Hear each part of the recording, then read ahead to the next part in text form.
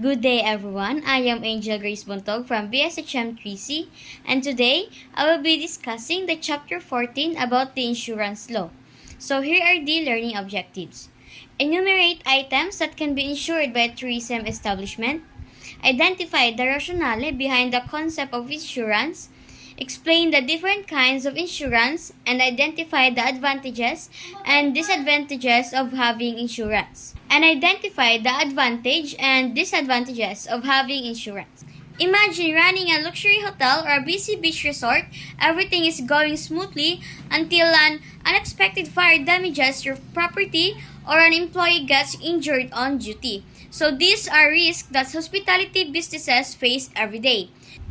In such unpredictable situations, insurance becomes not just a safety net but a smart business strategy.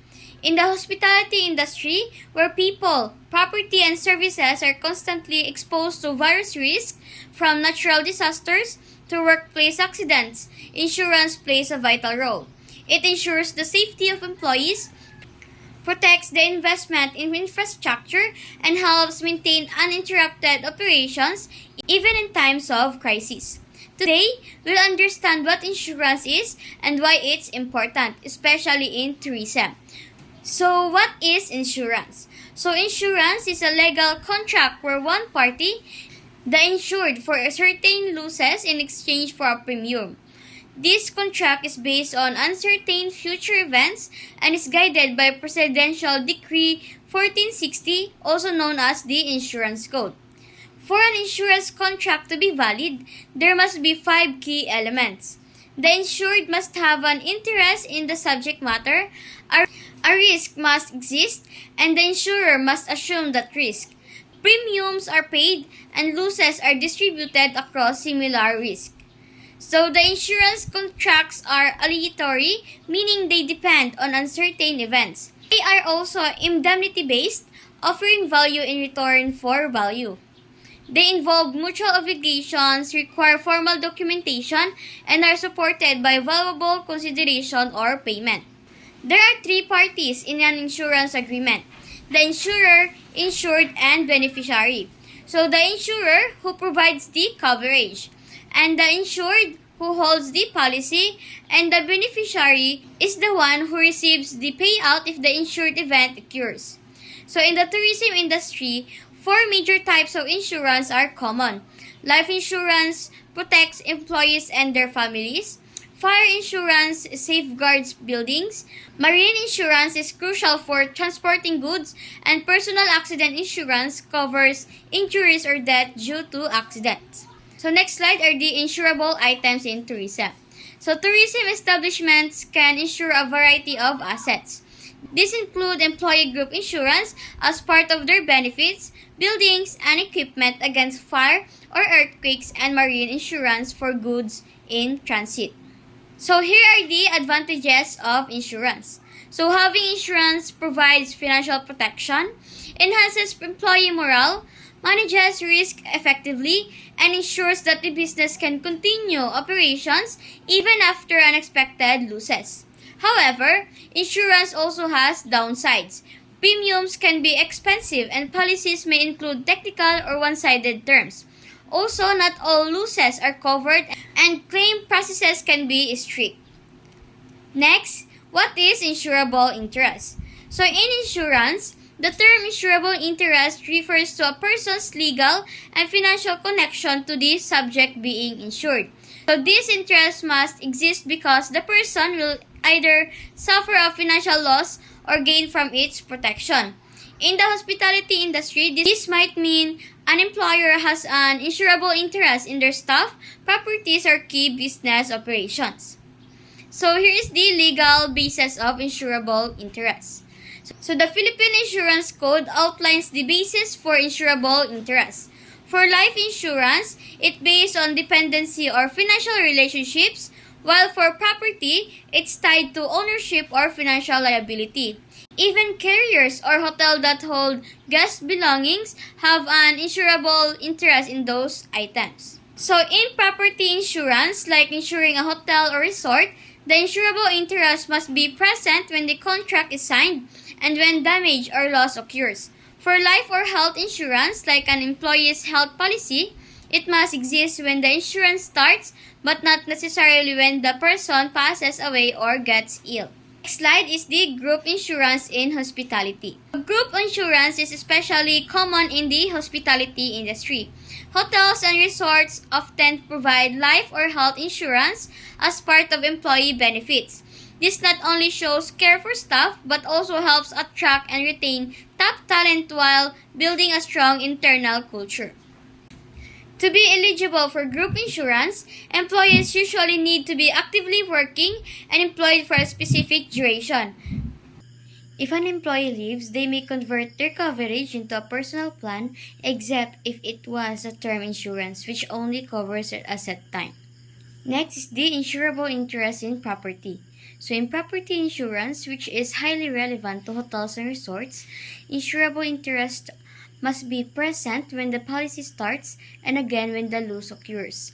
This could apply to the building, furniture, or any valuable equipment. The value of your insurable interest is based on how much financial damage you would suffer. Importantly, insurance must match the actual value. Over-insuring is against the law. So according to the Section 18 and 19 of the Insurance Code, the beneficiary of a policy must have an insurable interest. For property insurance, this interest must be present both when the insurance takes effect and when a loss happens. But for life or health insurance, it only needs to exist when the policy starts. So who can be a beneficiary? A person cannot legally take out insurance on someone else's life or property unless they have a legitimate interest. In the hospitality setting, an employer can insure an employee or an owner can insure their property. But if someone has no connection to the person or thing insured, the policy is considered invalid. For tourism and hospitality businesses, understanding insurable interest is crucial. Whether it's your property, your staff, or equipment, you must prove your connection to what you are insuring. This ensures that your policies are enforceable and that you are truly protected when unexpected events occur. Next is the marine insurance. So marine insurance is essential for businesses that rely on transporting goods by sea or land.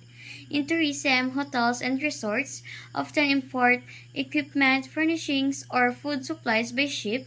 This type of insurance covers loss or damage to vessels, cargo, and even liability during transit. It's a crucial part of protecting your supply chain. Here is an example of marine insurance. Even if a hotel contracts a shipping company to bring in supplies, the ship owner still has insurable interest. However, insurers only cover what the owner cannot claim from the charterer. So this illustrates how shared risk and clear contracts are crucial in business insurance.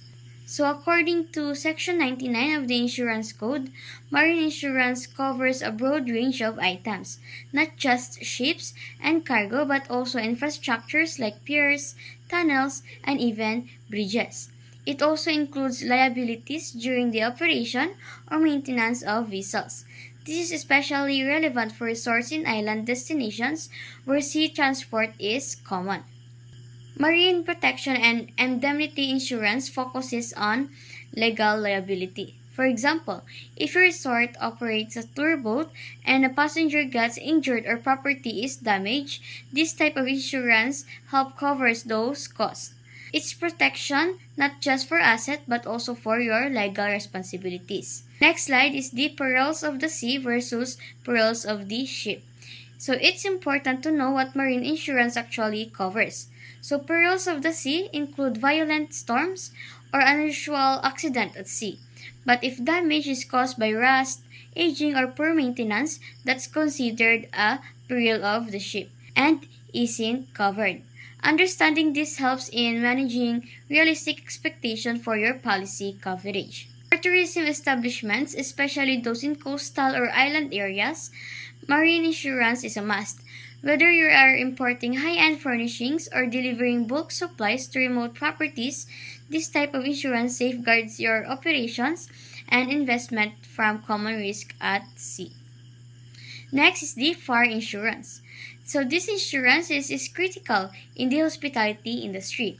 Hotels, resorts, and restaurants invest heavily in physical structures and assets. Fire insurance protects against loss due to fire, lightning, earthquakes, and related risks. It's important to note that insurance only covers hostile fires, not those used intentionally for cooking or heating.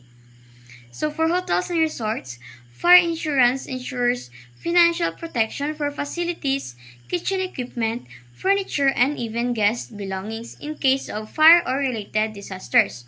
It also helps meet regulatory requirements and maintain operational continuity in emergencies. So next insurance is the third-party liability insurance.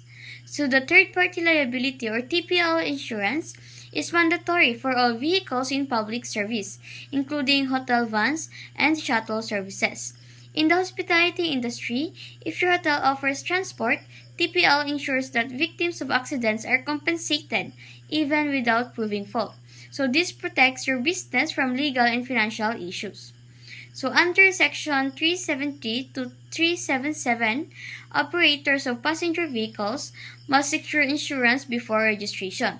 For tourism transport providers, such as hotels, shuttles, or tour buses, this law ensures that passengers and the public are protected. Having valid TPL is not just smart, it's required by law.